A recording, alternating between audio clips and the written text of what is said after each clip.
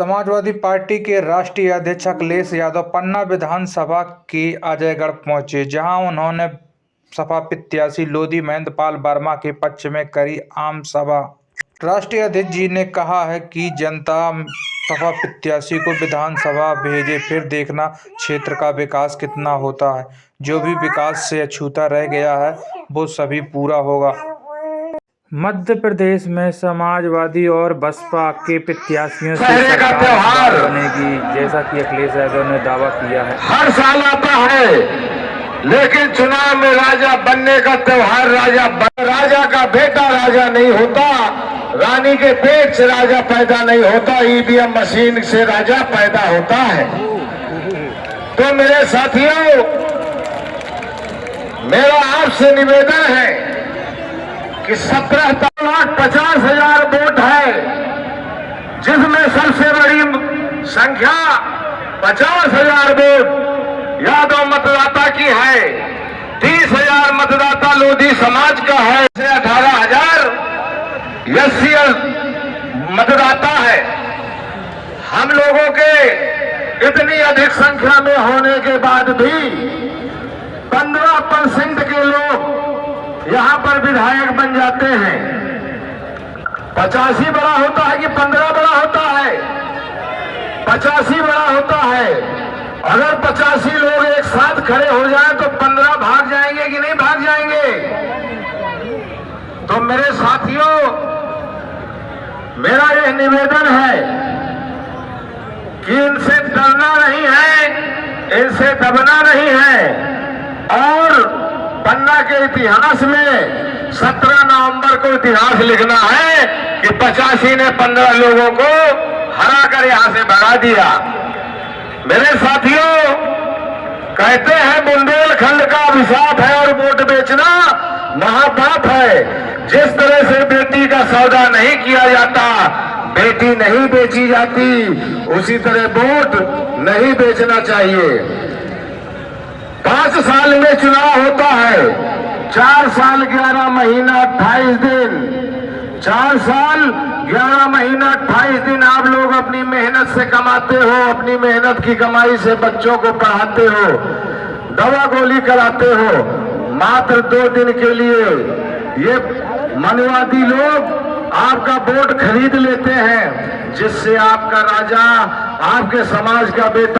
उस दिन भी मैंने कहा था और आज भी मैं कह रहा हूं, मोबाइल में रिकॉर्ड कर लेना।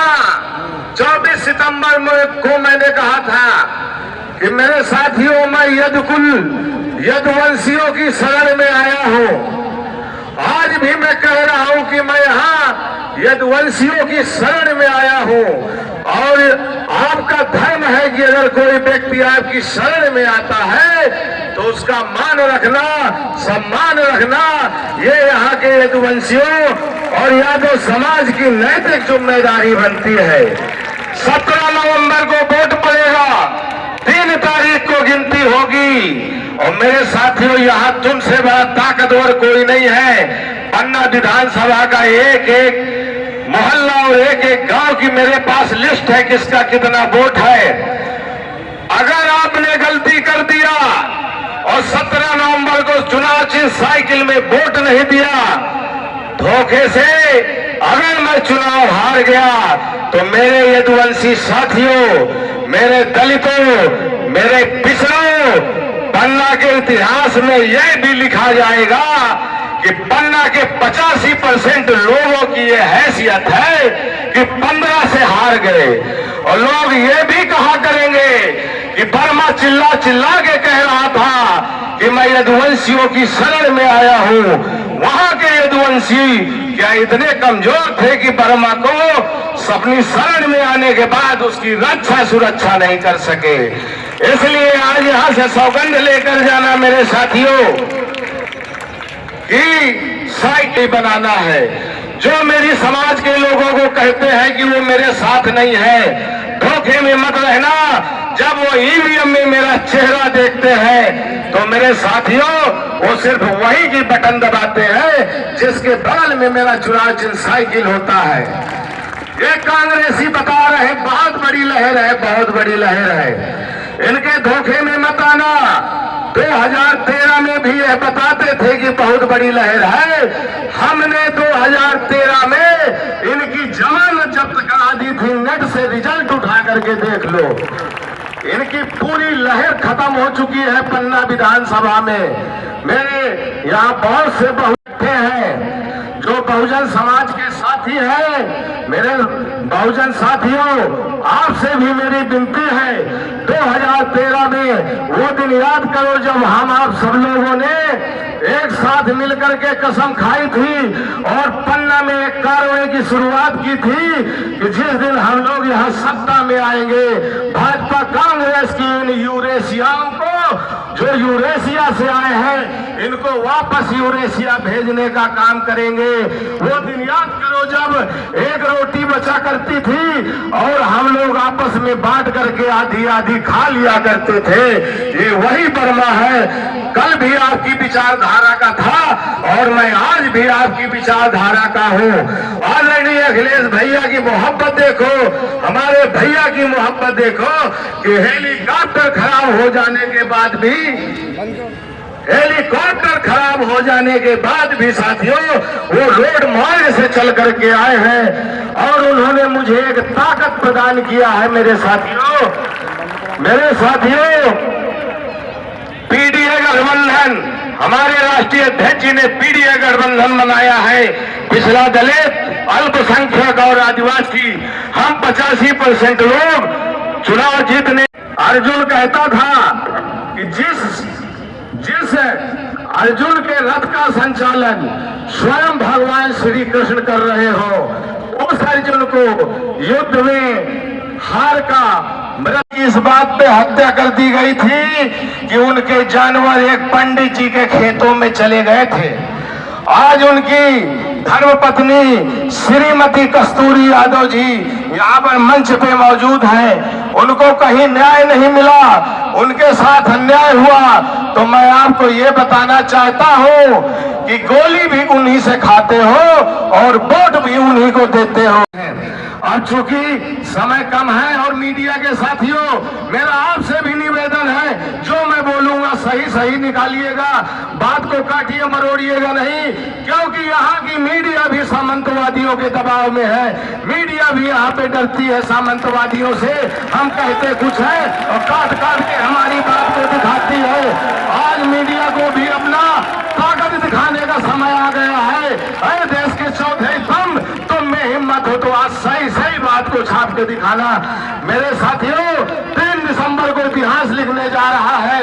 याद रखना, पन्ना के इतिहास में अगर आपने हमें हराया तो सिर्फ बर्मा की नहीं, पूरे दलितों पिछड़ों 85% की हत्या होगी और काले अक्षरों में इतिहास लिखा जाएगा।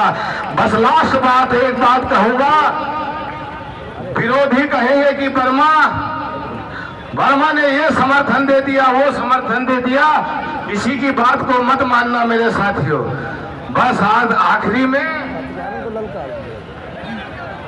कहते हैं मेरे साथियों का, आखिरी में बुंदेलखंड की सुनो कहानी। बुंदेलखंडियों की बानी में पानीदार यहाँ का पानी आग लगा दे पानी में। तो मेरे अंदर तो पानी जिंदा है बुंदेलखंड का, क्या तुम लोगों के अंदर जिंदा है? हाथ उठा के बताओ। जिसके अंदर लाल से सफेद नहीं हो गया है तो सामंतवादियों को, पंडित जी को, ठाकुर साहब को वोट मत देना मेरे साथियों। तुम्हारी रक्षा सुरक्षा के लिए ये महेंद्र पाल वर्मा हाजिर है और जिसके ऊपर हमारे भैया का आशीर्वाद है। इसी के साथ मैं अपनी बात को समाप्त करता हूँ। जय हिंद। अजयगढ़ और पन्ना जिला के अपने सभी आदरणीय बुजुर्ग और समाजवादी साथियों का बहुत बहुत धन्यवाद और आभार प्रकट करना चाहता हूँ। इधर जब कभी भी चुनाव हुए हैं, हम लोग पन्ना और पवई में तो पहुंचे हैं, लेकिन आप लोगों के बीच में पहली बार आ रहा हूं। लेकिन जो समर्थन, जो जन सैलाब हमें दिखाई दे रहा है, ये जन सैलाब हमारा परिवर्तन का है, बदलाव का है। मैं ये कह सकता हूं कि इस बार लोधी महेंद्र पाल वर्मा ऐतिहासिक वोटों से जीत करके विधानसभा में जाने जा रहे हैं। वह समाजवादियों का मध्य प्रदेश में चुनाव लड़ने का ये फैसला क्यों हुआ? हमारे साथी जानते होंगे, जिन्होंने अखबार पढ़े होंगे, वो पत्रकार साथी। समाजवादी पार्टी कांग्रेस के साथ मिलकर के चुनाव लड़ना चाहती थी। इसके बाद प्रेस वहां पे करेंगे नीचे सीढ़ियों, लेकिन किन्हीं परिस्थितियों के कारण चुनाव न लड़े, भूल जाए लाल टोपी, भूल जाए साइकिल और उत्तर प्रदेश में ही सीमित रह जाएं। लेकिन हमें याद आया समाजवादियों के पुराने नारे और नेताजी का संकल्प कि नेताजी और समाजवादी लोग चाहते थे उत्तर प्रदेश के बाद समाजवादी पार्टी दूसरे प्रदेशों में भी पहुंचे। इसलिए मैंने संकल्प लिया और फैसला लिया कि अगर कांग्रेस पार्टी हमें साथ नहीं देगी तब भी हम अकेले यहां पर चुनाव लड़ने जाएंगे। वैसे तो बीजेपी ने सब हेलीकॉप्टर बुक कर लिए हैं। ये बीजेपी वाले कमाल के हैं, इन पे इतना पैसा है कि सब बुक कर लिया इन्होंने। जितने देश के हवाई जहाज, हेलीकॉप्टर हैं, सबसे ज्यादा बीजेपी के पास हैं। मैं अपने अजय गौड़ पन्ना के लोग कहना चाहता हूं, अगर हेलीकॉप्टर खराब हुआ है, हमारा रथ भी खराब हो जाता, हमें अगर साइकिल से भी जाना पड़ता तो मैं साइकिल से आपके बीच में आता। और समाजवादी लोग संघर्ष और साइकिल में कभी नहीं घबराते। यहाँ बहुत सारे नेता पे ऐसे लोग, नेता हमारे मंच पे बैठे हैं जिन्होंने 100-100 किलोमीटर साइकिल चला करके समाजवादी पार्टी को बुलंद किया है। यही मंच पे बैठे हमारे विधायक प्रधान जी कहाँ हैं? ये मामूली जिला पंचायत सदस्य थे, ये नंगे जब ये विधायक नहीं थे तो नंगे पैर रहते थे। इन्होंने संकल्प लिया कि हम जूते और चप्पल तभी पहनेंगे जब जीत जाएंगे। जिस संकल्प इन्होंने लिया था उसको किसी ने पूरा किया है, तो समाजवादी लोगों ने इन्हें विधायक बना करके विधानसभा में पहुंचा दिया। एक नौजवान साथी जो केवल जिला पंचायत सदस्य था और 1 लाख वोट पाए, 1,05,000 वोट पाए और न जाने कितने ताकतवर मंत्री थे। लेकिन तो वो भारतीय जनता पार्टी ने किया। आज भी हमारे नौजवान बेरोजगार हैं, नौकरी नहीं पा रहे हैं। बताओ किसान भाई गरीब बैठे यहाँ पर, क्या किसानों की आय 2 गुनी हो गई? ये नौजवान, ये बच्चा इसलिए नारा लगा रहा है क्योंकि इसको अपने भविष्य की चिंता है, अपने भविष्य को समझ रहा है कि बीजेपी और कांग्रेस में कोई भविष्य नहीं है। जो बताओ नौजवान बच्चा जो वोट नहीं डाल सकता, लेकिन वो जानता है कि कौन उसके भविष्य को बेहतर कर सकता है, तो यहाँ तो वोट डालने वाले बैठे हैं, इसलिए मदद करना। बताइए बेरोजगारी खत्म हो गई क्या मध्य प्रदेश में? क्या महंगाई खत्म हो गई यहाँ पर?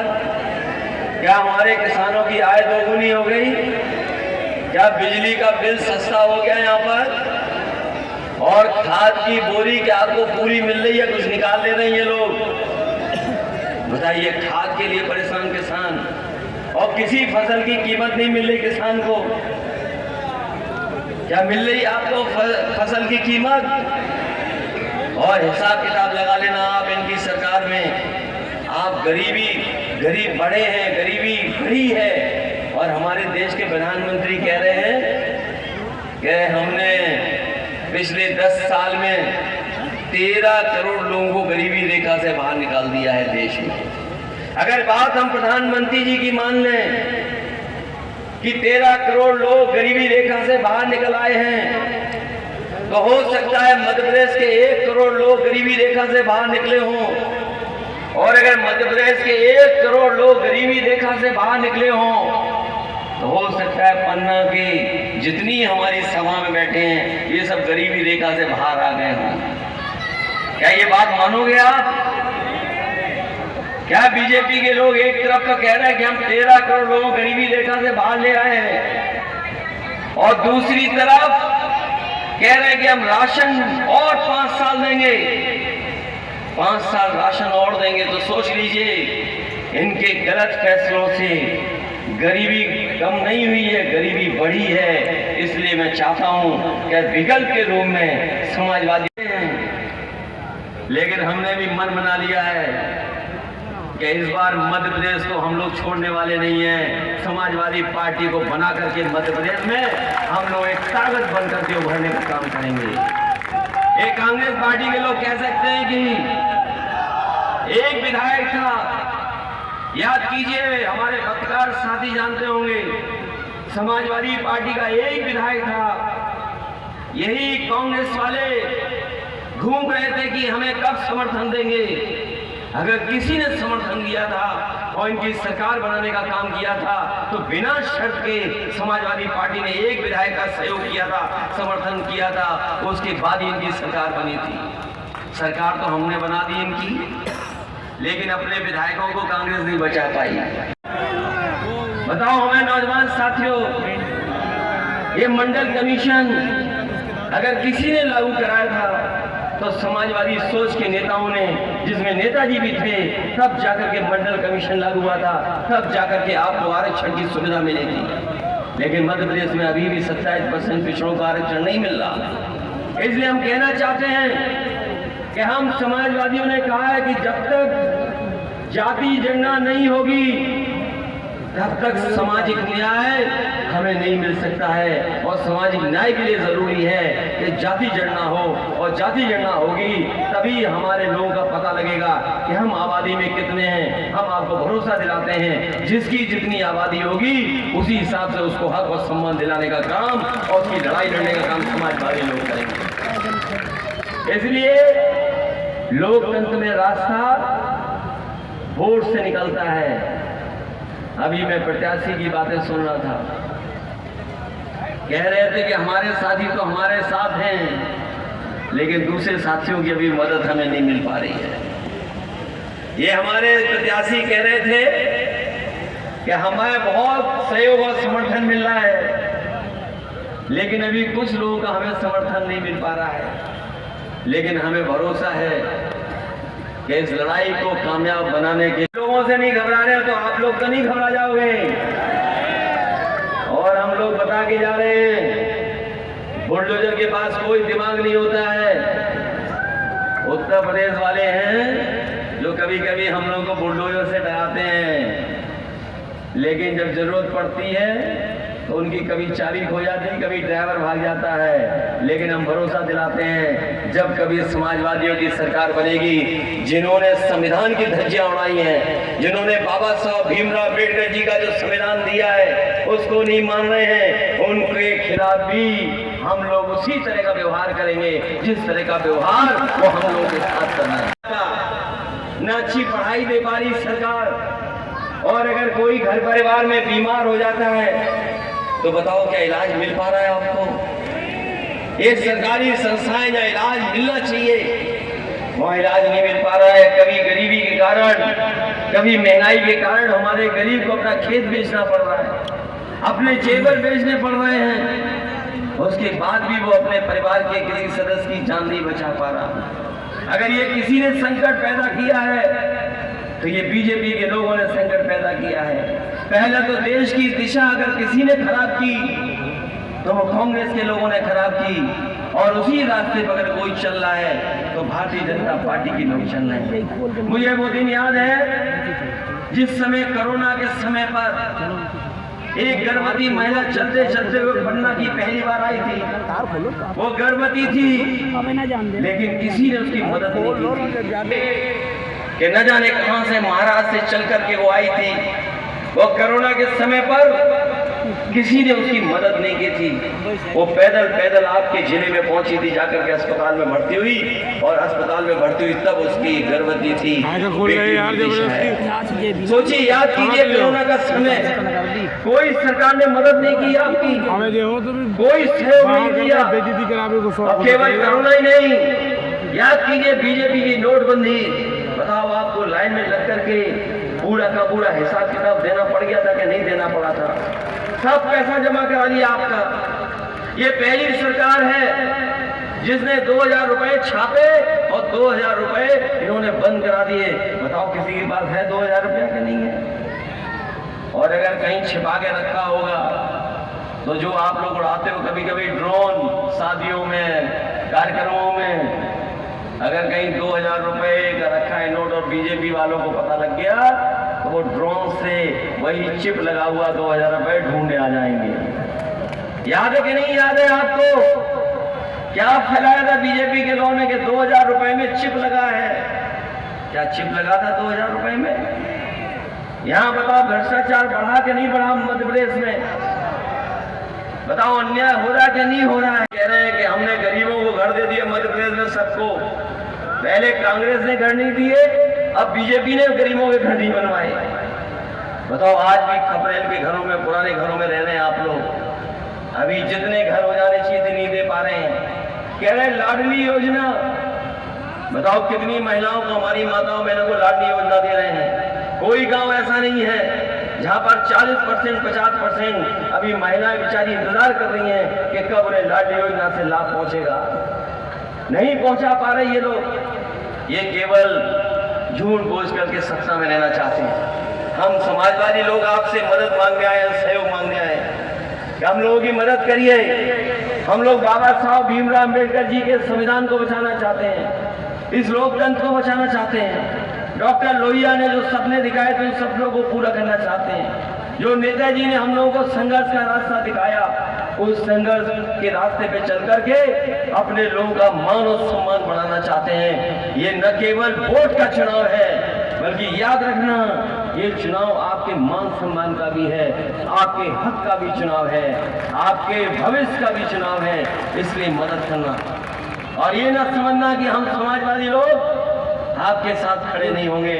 मैं आपको भरोसा दिलाता हूं समाजवादी पार्टी के लोग पहले की तरह नहीं। अब चाहे कैसी परिस्थितियां हो, हम लोगों को एक बार नहीं, 2 बार, कई बार आना पड़े, मध्य प्रदेश में आकर के लोगों को हम मान सम्मान दिलाने का काम करेंगे। कोई कब सोच सकता है?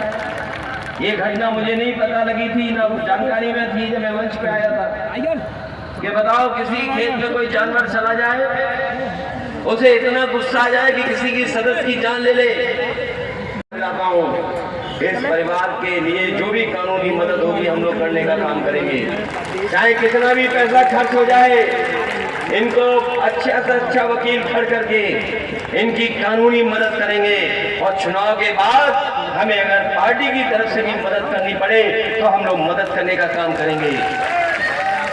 और मुझे याद है, इसलिए नहीं कि हमारे परिवार के सदस्य हैं, इसलिए नहीं ये बात मैं कह रहा हूँ। हम समाजवादी लोग कहीं भी अन्याय देखते हैं, अन्याय के खिलाफ खड़े होकर के हम उन पीड़ित लोगों की मदद करने का काम करते हैं। आज भी उत्तर प्रदेश में समाजवादियों की सरकार नहीं है, लेकिन उसके बावजूद भी हम लोग मदद करने का काम करते हैं। मुझे याद है मुरैना में एक गुर्जर नौजवान, उम्र बहुत कम थी, वो अग्निवीर भर्ती के लिए गया था आगरा में। एक गुर्जर समाज का नौजवान अग्निवीर की भर्ती को देखने आगरा में गया था। आप सोचिए, कभी कल्पना कर सकते हो कि ऐसी घटना भी कर देगी पुलिस? मध्य प्रदेश का नौजवान भर्ती देखने गया आगरा। मध्य प्रदेश में भी बीजेपी की सरकार, यूपी में भी बीजेपी की सरकार, दिल्ली में भी बीजेपी की सरकार, और उस नौजवान को बस से उतार करके उसका इनकाउंटर कर दिया, उसकी जान ले ली। अगर किसी ने उसके परिवार की मदद की थी तो समाजवादी पार्टी ने उस गुर्जर नौजवान को 5 लाख रुपए दे करके उस परिवार की, उस मां की मदद करने का काम किया था। वो यूपी का नहीं था, हमारे बीच का नहीं था, लेकिन क्योंकि उसके साथ अन्याय हुआ था, वो भर्ती के लिए, नौकरी के लिए गया था, उत्तर प्रदेश की पुलिस ने उसकी जान ले ली थी। सोचिए, बीजेपी की सरकार दोनों जगह है, दोनों बीजेपी की सरकार ने मदद नहीं की। अगर मदद करने के लिए किसी ने हाथ आगे बढ़ाए थे तो समाजवादी लोगों ने, वो परिवार मुझसे मिला था, हम लोगों ने उस परिवार की 5 लाख से मदद करने का काम किया। इसलिए साथियों, आप लोग मदद करना समाजवादी पार्टी की। समाजवादी पार्टी गरीबों के दुख दर्द को समझने वाली पार्टी है। बाबा साहब भीमराव अम्बेडकर जी के सपनों को पूरा करने के लिए समाजवादी पार्टी काम कर रही है।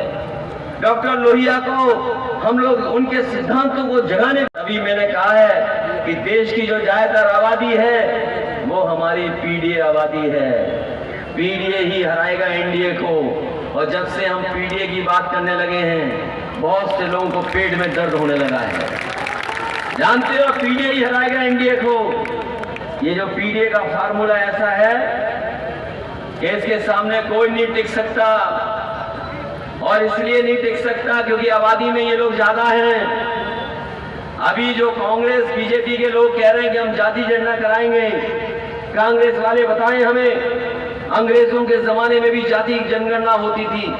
1931 तक जाति जनगणना हुई है। आजादी के बाद सरकार उनकी बनी। आखिरकार किन कारणों से उन्होंने जाति जनगणना रोकी थी, और रोक दी जाति जनगणना, जिसके बाद कभी भी जाति जनगणना नहीं हुई। उस लोकसभा में, जिस लोकसभा में जाति जनगणना को लेकर के नेताजी से लेकर के हमारे शरद यादव जी से लेकर के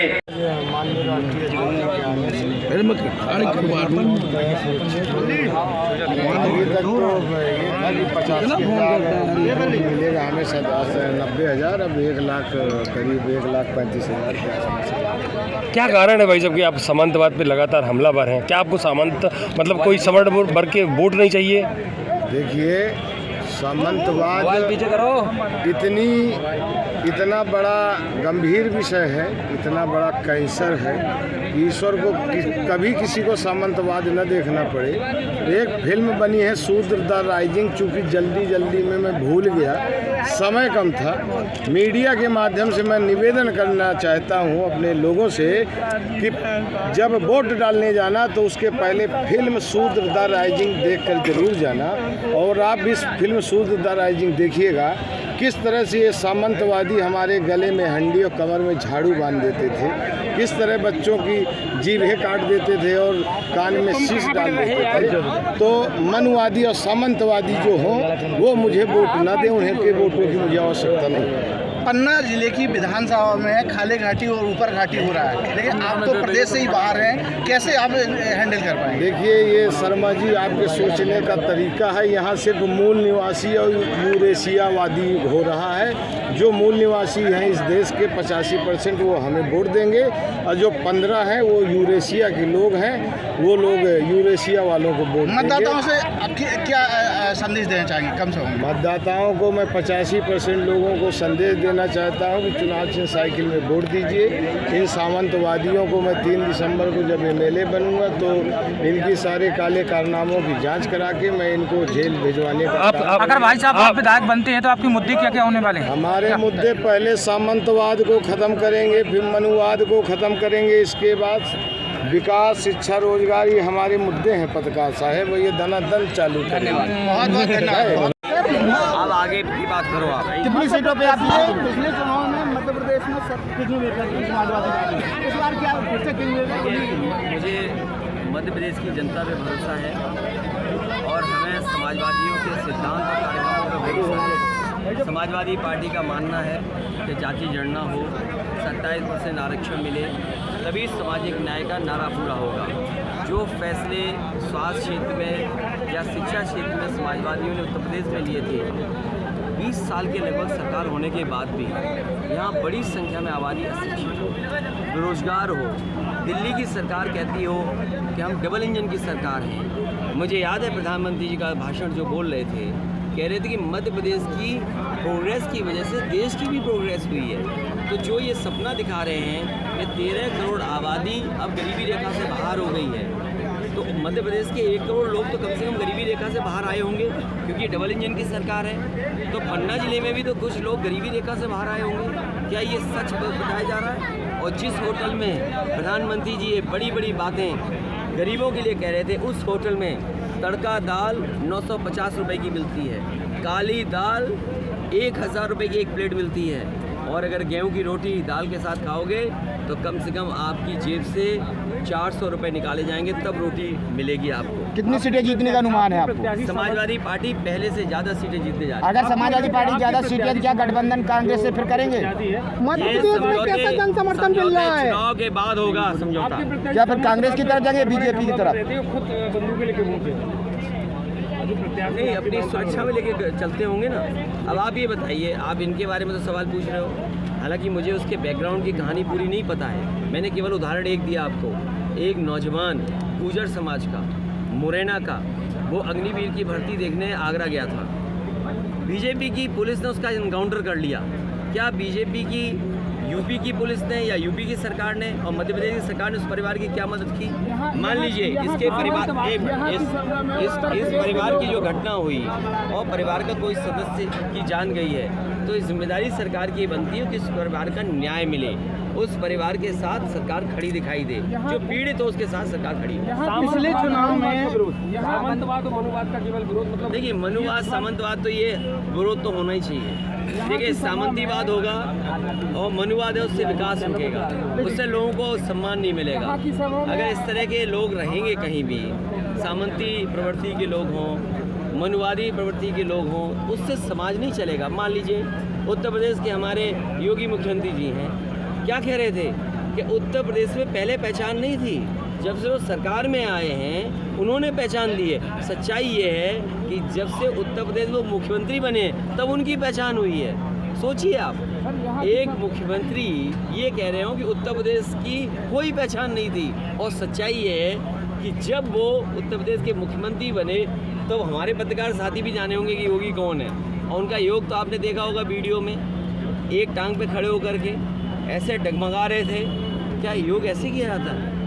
उनके द्वारा कल आए थे वो योगी आदित्यनाथ अजयगढ़ आए थे और इन्होंने आपके ऊपर और कांग्रेस पर जमकर के राज अरे किया। उससे उन्होंने केवल कहा इतना कि आप पूछ टोटी लेते चोर ना। का आरोप लगा दो, अखिलेश यादव टोटी चोर है।